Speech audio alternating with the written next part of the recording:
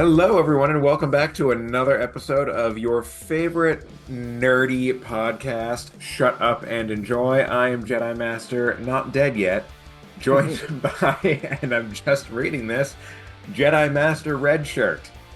Oh, crossing the wires of the fandoms there. I like that. I like that. This week we are going to be talking about episode 5 of The Acolyte. Mhm. And boy, is this one a doozy. Oh yes. Oh yes. Like the episode, do we want to just jump right into it, or do we want to give a whole synopsis, feedback of everything? We can do either. I'm down for whatever. Let's give the feedback, or let's give the synopsis. The synopsis. All right. Episode 5, titled Night. Osha witnesses the mysterious warrior kill all the Jedi except Yord, Jeki, and Saul. Saul saves Osha from the warrior and demands he reveal his identity, but the warrior claims that he has already met Saul before vanishing into the forest. Jeki captures May, but the mysterious warrior arrives to kill May for trying to betray him. Jeki cuts away the warrior's mask before she is killed, revealing him to be Kamir. Saul arrives and questions Kamir, who claims to be a Sith. He intends to leave no witnesses to keep his existence secret. Yord ambushes Kamir but is quickly killed. Saul fights Kamir again and overpowers him, but is stopped from killing him by Osha. She plants Pip's light appearance on Kamir that causes the Umbaroth to attack him and carry him away. May uses Osha's stun gun on Saul so she can speak with Osha, but they end up arguing about each other's choices, and May uses the Force to knock Osha unconscious. May steals Osha's clothes and poses as her sister when returning to Saul, who takes her to their ship. They are followed by a suspicious Basil, who retrieve Pip. Having broken free from the Umber at the same time, Kamir comes across the unconscious Osha. And that is how we close out the show. So Disney went dark. Great. Yes, they did. I love it. Um, Not only did we see Jedi get murked,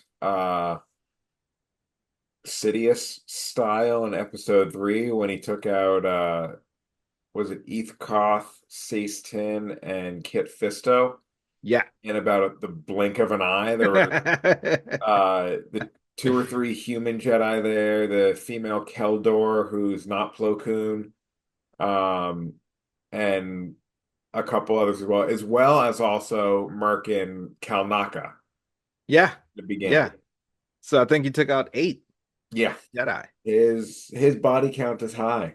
Yeah. So yeah, this episode opens with right where the last episode left, where you see Osha on her back starting to come to after being, Yeet flicked it. the wrist. Yeet. Um, I liked that part of the storytelling where it Hmm. wasn't some flashback of before of maybe May and Chimere meeting or something. It just picked up right where we wanted it to. Yes. Yes. Um, Lightsaber fighting right from the start Hmm. was hot and spicy. Yes. It was good. There were some good moves there. Hmm. Uh, you saw some new moves. Yes. This Chimere's fighting style was was almost like a hybrid of a few fight scenes and fight styles that we've seen, almost like Anakin versus Obi-Wan style with the deflections, pushing, pulling, stuff like that. Um, and I think that's going to lend to some positive feedback. Oh, absolutely. And Potentially. Yord even made mention of it that his fight style was unorthodox and something that they aren't used to. They're used to practicing against droids. They're used to practicing against other Jedi. And Yeah. this guy's coming in with some all new shit that was getting into their head and everything. So this was what we needed. This is what we wanted for sure. Going off of that scene too, it was when Yord was taking Osha back to the ship per Soul's order. Hmm. Um, Yord said something to the effect of, "It's like he's in your head and he's Yes. throwing you off." And Osha's response was, "My mother could do something like that." Yes. Which I don't know if that's a reference to when Torben went all black-eyed. Um, but that was that. I think I don't know if that was supposed to be a red herring I think yes. for who we It- think it is, or maybe somehow Kamir's uh actually involved with the Brandok situation. so that is what I think is actually happening here. Although the show was shot very dark, again because it was at night for the most part.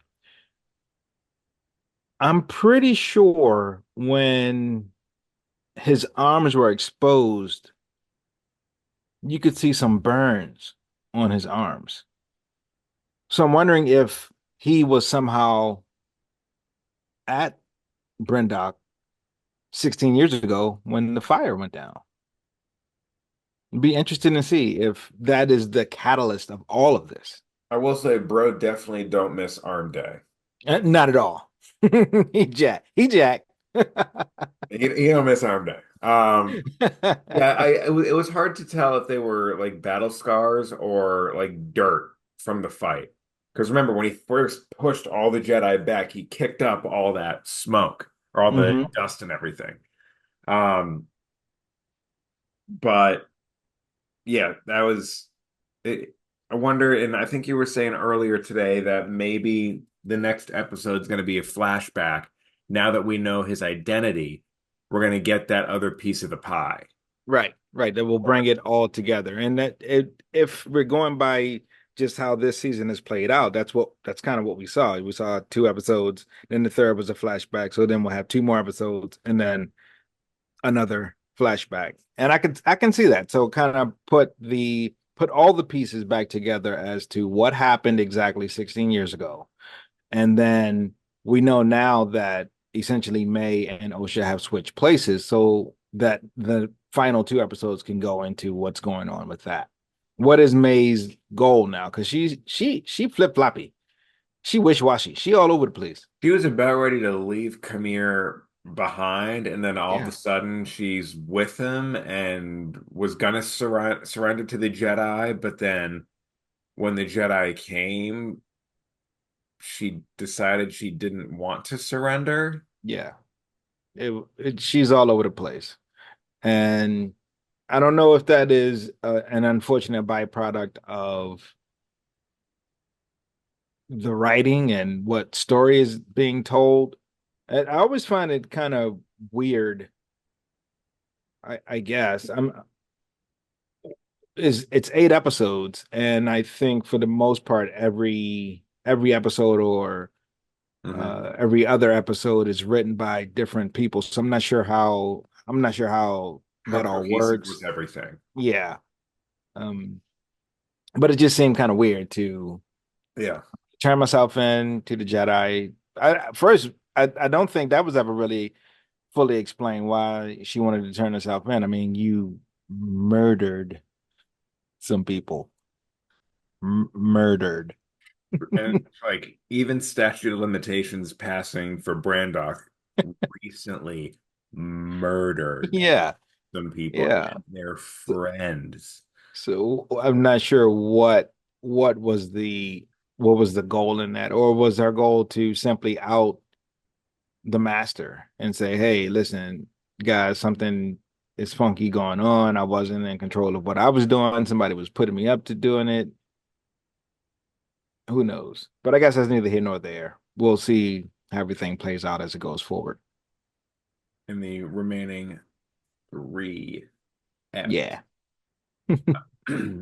So does this mean then, yeah, so then we're gonna have two episodes. Yeah, okay. That's right. I'm plotting out in my mind how that pattern's gonna go. Hmm. Um, So what do you think of the reveal of it being Chimere? I think the reveal was not a surprise at all. I think it was, and it almost didn't even seem like it was meant to be a surprise the way it was given to us heavy-handed over the first four episodes. Pretty much anyone who watched the show kind of figured it was him. When the helmet came off, it was like, it's me, I'm here, deal with it situation, you Me, know? I'm the problem, it's me. I think an even bigger reveal on that one is Chimere's comment of I've learned to live with my darkness. What about you? Hmm. I think that is a very potentially overlooked line because that tells me he knows something about Brandok. Definitely. Now, whether it's from just what May talked about and told him about, or whether he had a bigger role in that, Hmm. uh, he knows something about Soul's past, and Soul is not the virtuous High Republic Jedi we all think he is. And that might actually be where this series leads. That might be where this series is trying to show us where the Jedi started to have their fall, like we've talked about before, of having that hubris and being so much or appearing to be so much above everyone else and everything else, and using the Force. And then we look back at all the people who have issues with what's breaking canon and what's not breaking canon. Perhaps by the end of the season, we will know why canon is broken or not broken, because we see why Kiadi thinks or says what he says The Sith have been in extinct. episode one. Yeah, which again, that still makes no sense because it's Sith in that movie. So so why is that even a question? Well, the Sith But hasn't revealed themselves to the Jedi yet. right, right. So Uh, you can say they've been extinct for millennia, but they clearly aren't extinct. You just don't know. Imagine that. you think you're omnipotent. The other thing with that is what's making me really nervous about Soul is he hid that when he was last talking to Vernestra before they left Coruscant, Vernestra asks him, "Why didn't you tell me there was even a chance she could have survived? What else aren't you telling me about that mission?" Hmm. So I'm more looking forward to that. Yeah. He's definitely got some secrets that and if you look back at it now, okay, he was the one who originally wanted to go and bring OSHA in, Hmm. and he kind of put himself in the middle of everything for every mission. Like, there's a lot of Jedi. Did he have to be the one to go and ask Kanaka to come home? Did you really need to send 8 Jedi to ask him to come home? It was just a That's lot of what boggles my mind. Eight Jedi on a recon mission? yeah, Like, the fuck you think was gonna happen, bud? yeah. 8 Jedi and a civilian Just in a chalked up a big jumpsuit. old L for that one, and a tracker, and a Yeah, badger mold. yeah. True. So you need all that to figure it out. Yeah. Um, I want to kind of turn a little bit to point out some of the fandom Okay, let's saying get him. sayings and what we know they're gonna say. I went off on like a 5 minute rant of like my Steve, who has been on the cast before, um, has asked me like, "Oh, what do you think's gonna happen?" It's like, well, the Sith Lord's coming back, and County Mundi's wrong, and the way that the Jedi handled everything was wrong, and Kalnaka shouldn't have been dead. And I went off on this whole goddamn rant last night, and it was wonderful. Um, but let's start with the big one. The Khmer's line of someone like you would call me a Sith, but I have Hmm. no name, or I have no name. Some of you might come. Shut up, people. You know the line I'm talking about. Right. Um, so does this make him a Sith? I guess it would make him the Sith if the Jedi call him that. But what does that mean? From a certain point of view? Right. It doesn't mean anything. I guess by the same token, if they don't acknowledge him as a Sith, does that make him not a Sith? If he says he is? So you kind of have it both ways. Which way do you want it? At the end of the day, though, it doesn't even matter. Why not? It doesn't matter. He murked 8 Jedi right there. And May murked 2 other ones. So So what is the defining? So what makes a Jedi, and what makes a Sith a Sith? I guess the way you practice the force, the way in which you practice the force, if they deem it a religion, the way you worship in that religion. Another thing that just popped into my head from a couple episodes ago when they were trying to figure out who trained May, and they wondered, was it a splinter faction of the Jedi? So what do you call those? Dark Jedi, gray Acolytes? Jedi? You know, so it really, when we get down to the bottom of it, it really doesn't matter what he's called or who he's called. He says he has no name, so it doesn't even matter, right? Suppose let's say we get to next week and we find out that he was a part of this of the witch's clan or something, a a male baby that they stashed away that no one knew about, supposedly, right? Because it has to What be do we, it has to be all female. So maybe the Zabrak was like, "Oh, we're now doing a male, and I'm going to stash this male away and hide the name." yeah, you Got a little never too on know. the nose for like Moses up the river. I know We I'm don't. treading very carefully to my pointing out what Disney's doing with analogies stuff where Oh yeah. I'm walking right up to that line. Just tiptoe around it, right? We Uh, don't know. We don't know how Kamir and May met up, how they even came to be. How does she meet up with her master? There's a lot of things that we don't know. Um, so for those in the fandom that are focusing on broken canon or focusing on things that just have no meaning and don't mean anything, not only within this show, but within Star Wars overall. Um, Come on, be better than that. Clearly they aren't. Not at all. Going back to the naming scheme though, and the Sure. name thing. Once Khmer killed Jackie,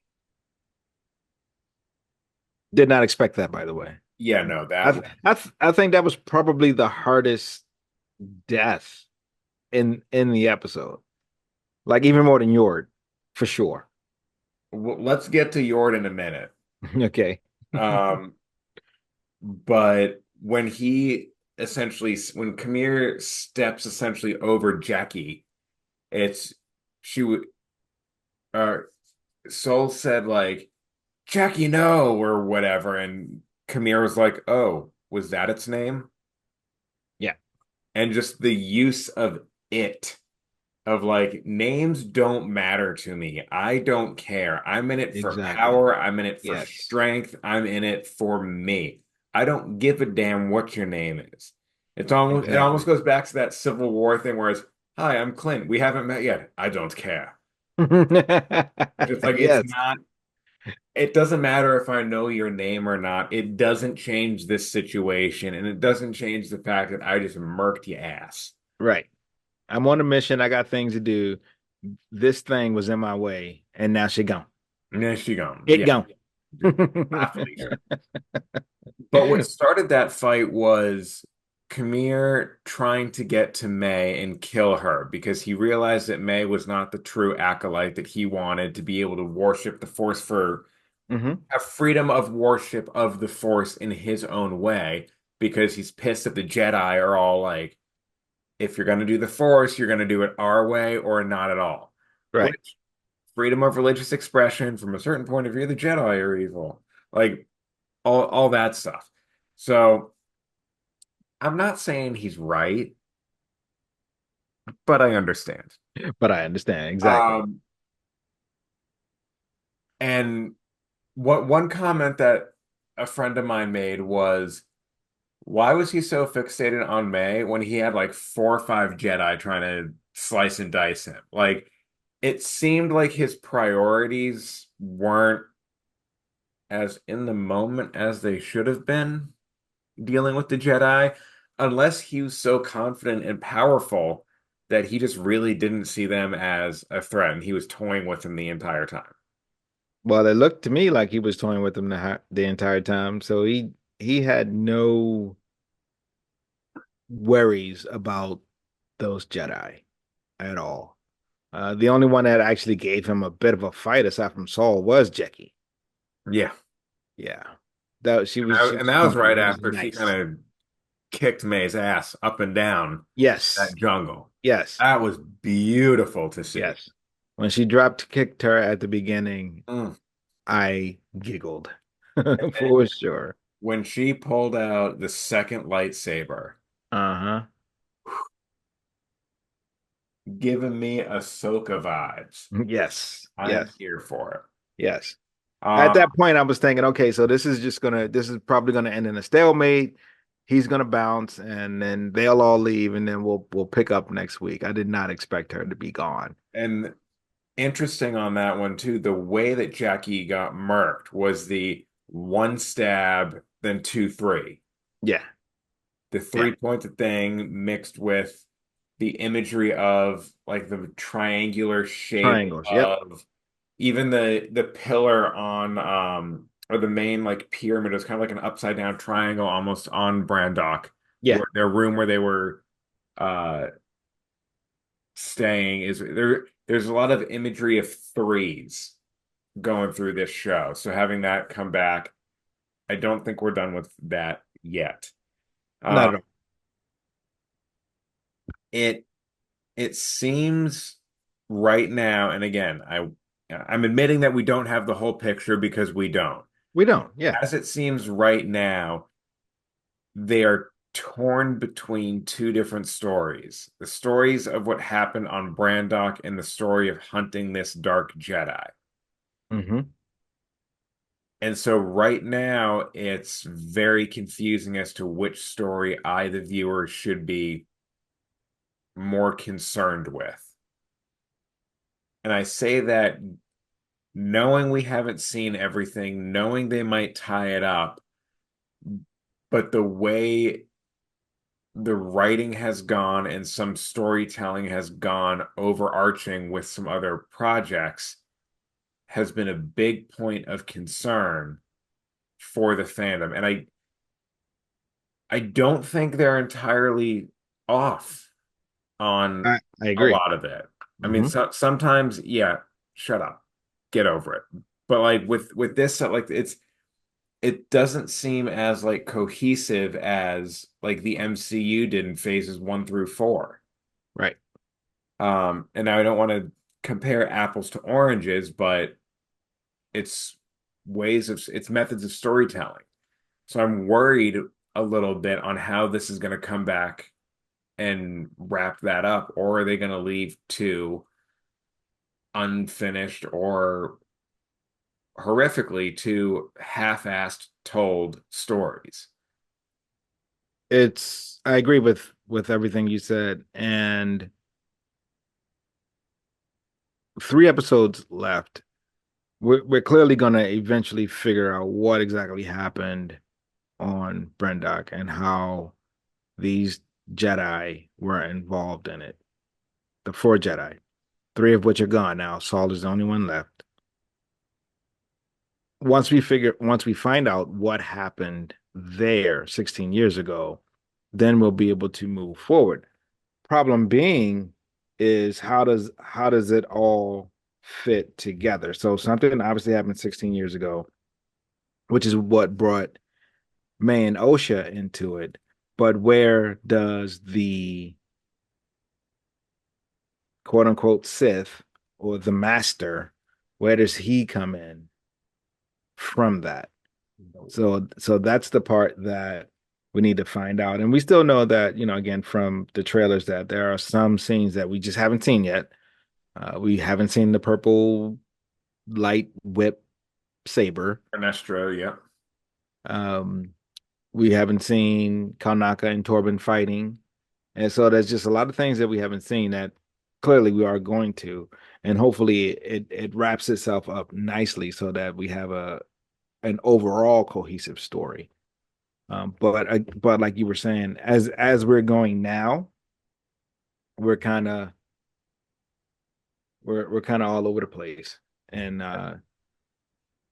some parts of it are just unfortunate because again, if we take chunks of this show, so we had the chunks even last night, the chunks of the fighting and the action that was fantastic. But then the characters' motivations, like when May and Osha were fighting, I was thinking, what are we fighting for exactly?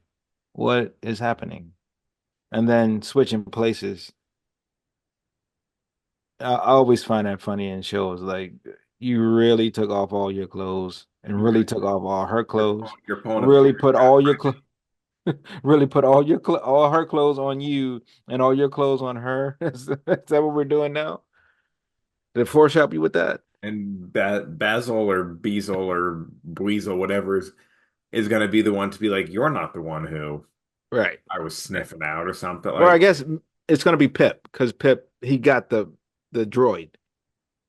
He picked up the droid, and the droid he was May's. only I has mean, I'm sorry, was Osha's. he, What's that? he only has part of the droid. He only has the head. He only has the head part, the light part. Yeah. But then also there's the tattoo that Osha has. That They was made sure to show that tattoo. They made sure to show it. Yes. yes, absolutely. Hmm. Um, yeah. So there's some parent trapping going on.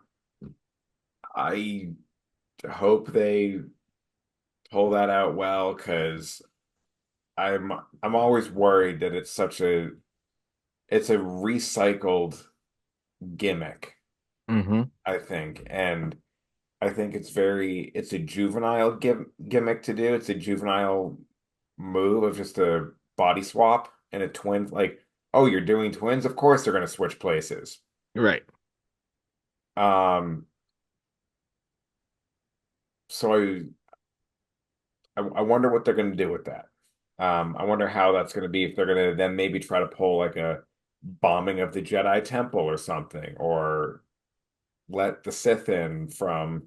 She's going to deactivate the defenses like in cinematics for the that old Republic game or something.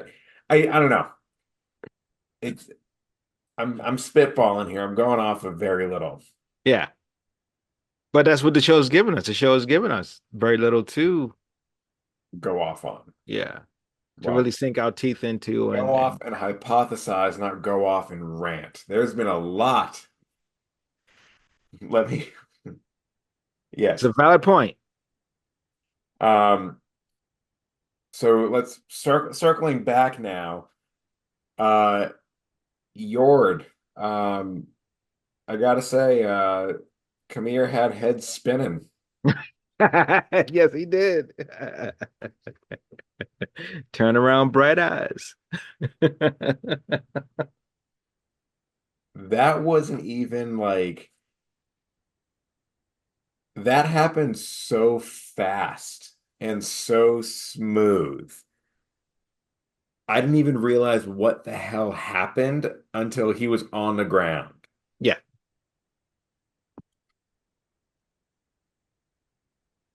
In the interview on the podcast that Freddie Prinze Jr. did, Mm-hmm. Years ago, where he was like, I know more about the Force than every one of you. I learned from Filoni. I learned from George Lucas. I know more about the Force than you. And the reason you don't like it is because Star Wars isn't aging with you. The first movies, they were made for kids. The second set of movies, they were made for fucking kids. The third set of movies, still made for fucking kids. You don't like it because it's not aging with you. Motherfucker getting his top turned. That That's ain't for kids. it's Freddie. That's not for kids. It was good. It was something that we needed to see. Again, It got back to the advertised of this show. This is a thriller, an yeah, adventure thriller. yeah, something different, which is again something else that the fandom is clamoring for. We need different ideas. This is different. That's how you kill a Jedi without a weapon. Exactly.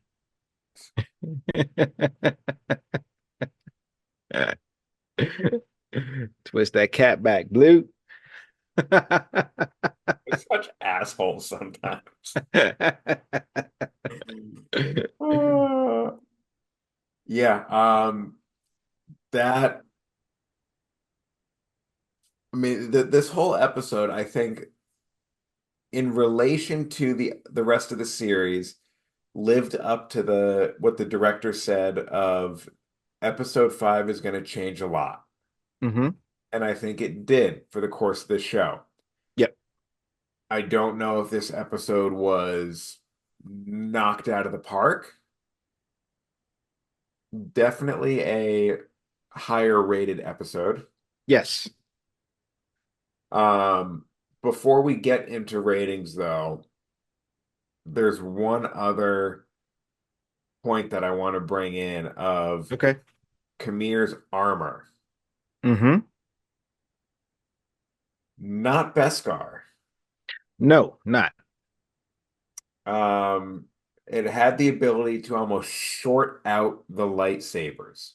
Which was a great effect and really shook the hell out of Oh, the it Jedi. scared Like, them forceless. what the hell's I going thought at on? one point when the first one came, when he hit it with like the graft on his arm, when he went up, I thought he had actually taken his saber and like cut the top, like the emitter Hmm. of the lightsaber at first. And I was like, oh shit, bro's just gonna chill for a minute.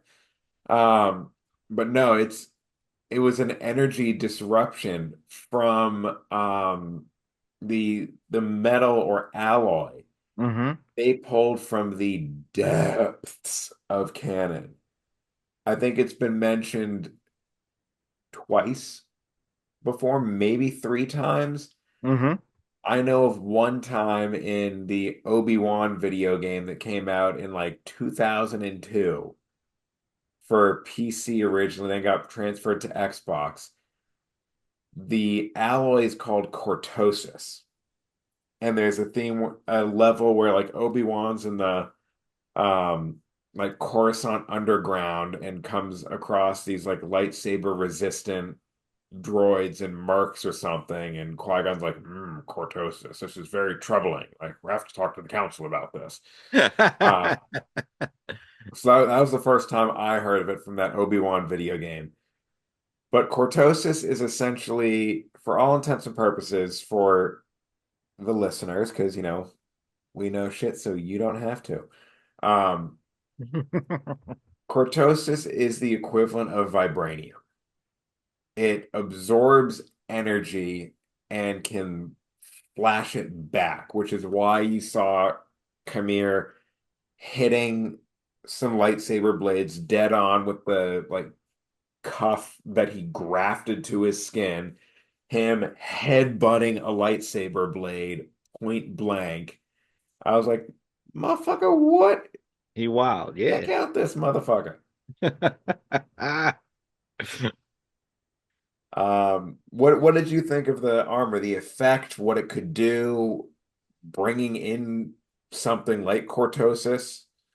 again, we're always looking for new things. We're always looking for something new that we haven't seen before in live action. Like you said, they bought it deep in lore. You bring that in, you give us something new. The effect that it had on the Jedi to this is all we got. This is What? the weapon. This is the weapons we have. If this shit don't work, he's already whooping our ass anyway. If I don't have this, then what do I have? Eventually it comes back on. But I think that little bit in their head, okay, now I got to be careful how I strike him, where I strike him, because if he takes out my lightsaber again, I'm toast. I mean, I'm toast anyway because this dude is badass, and I should have just ran in the first place. But Yeah. I completely agree. It's something new that we've seen from the depths of canon.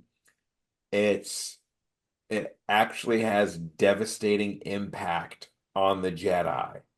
Someone who could walk into any fight and own everyone. His skills with the lightsaber, he's very tactical too. Mhm. I think one thing that hasn't been talked about a lot is how tactical Kamir is for egging along May, for taking on the Jedi, knowing how to get into their heads. And I'm curious to see more about his character. Now that we know who he is, I feel like we're also going to see more of him in Let's hope so. present time. And Let's hope so. we're gonna learn more about that. Yeah. Again, I'm interested. These next three episodes are going to show us a lot. They're going to tell us a lot of where this goes. Will there be another season of this? Will there be more shows dealing with the High Republic? Will we go further back in time? Where does it all fit in? How does he fit in? If he is indeed a Sith, uh, A we Sith know Acolyte. there's other ones out there clearly before Palpatine. So where does he fit in with that? If he's a Sith, of course. Well, and I just thought of that, where if you think back to Palpatine and Maul and Tenebris and Plagueis, they owned the title of Sith. They declared that they were Sith. Hmm. So right now, Tenebris is out there somewhere. Maybe Plagueis is out there. Tomato tomato on that one. Um, so it's interesting. Like Kamir goes against what we know of the Sith behavior. They own that they were a Sith. The other ones did. So it would be interesting to have the Kamir categorized as a Sith when he himself doesn't necessarily seem to have the ego of the Sith. That's but that's fine. That's Again, again, Lord. that's he said that that's what Jedi would call him. He didn't say he was. He just said, "Hey, that's what somebody else would call me." I don't know what to tell you. I don't know what to tell you, fam. I just I do my don't use thing. labels. I don't use labels. They're too mainstream. Yeah.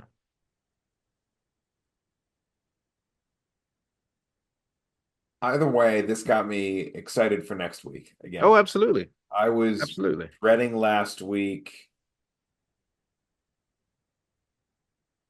less dreading this week, and now I will say I'm looking forward to next week. Yeah. Yeah. Interested to see where this goes for sure. Again, 3 episodes left, 3 weeks. Let's just keep it going. Hopefully, don't want to look too far out, but stick the landing and everything Mm. and uh and keep it going. Ratings. How I'm many gonna go with this. Jedi would you give this show? Master Redshirt says, I'm gonna go with a strong 8.5 on this one. Ooh. The Woo! fighting and everything was just fantastic. Had some issues with some of the dialogue and some of the character motivations and actions, and of course, length. I think at this point we just have to accept that Disney's going to give us a good That's a whole 26 to 32-minute episode, and that's that. that is a whole other podcast episode, by the way, that we are planning on doing this weekend. That we will get into talking about the Star Wars universe as an overall whole. But continue. I apologize for interrupting. That's okay. I was just saying 8.5. 8.5. Yeah, Um, is Jackie the 0.5 because she's a pattern? because she was badass. We need more Jackie at this point. Oh God. And Jackie and May never had an opportunity to get a room. Like, what the hell? Yeah, I know, right? I would call this an 8, 7.8 to an 8, I would say. Okay. As it fits into the series, one of the best so far. I would say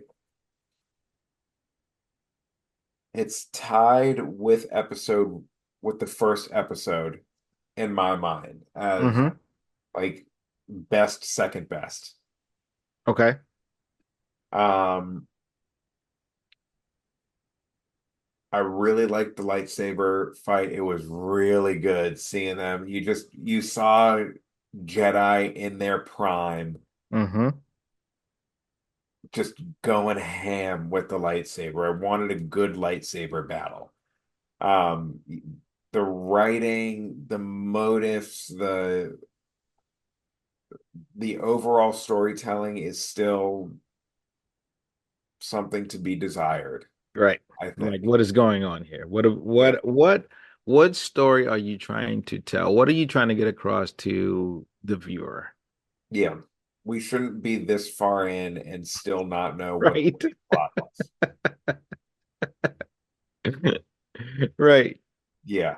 Still a little bit confused as to what we're doing here. Yeah. So that's why I'm bringing it down a little bit to 7.8 to 8 on a relative Gotcha. scale of the rest of this series. Hmm. Um, yeah. Yeah, I'm sticking to it. Okay. Any final thoughts? Just all the things we talked about. Fantastic action, lightsaber battles, deaths, fights, really good. Looking forward to having more of that, hopefully at some point in these next three episodes. I wouldn't be opposed to having another big battle like that. Um, and I want some sort of resolution as to, again, what is the story that's being conveyed to the viewer? What are we supposed to take away from this once we're all said and done here after these next three episodes? That's what I I got. agree. I agree. Well, now apparently the sun is setting on my I was about to say, what the hell happened? It's night there? there we go. Uh, I completely agree. I want to see more lightsaber fights, more badass like Jedi at their prime duels. Um, but I hope they stick the landing, as you said. Yeah. So, alrighty, guys. With that, that was our episode 5 review of The Acolyte. Disney Plus's The Acolyte. Disney Plus's is brought to you by Star Wars, owned by Viacom. I don't fucking know at this point. Um, I think that Apple's trying to buy Disney, so maybe Apple at some point. one company to rule them all, one company to buy them. But yeah, thank you guys for tuning in and listening to another episode of our opinions, reflections, thoughts, musings. We're back for definitely the next few weeks consistently. We'll see what happens after that. We do got some stuff working in Yeah, the we got some ether. plans. So yeah, thank you again, and we'll talk to you next time. See you next All right. week. Peace.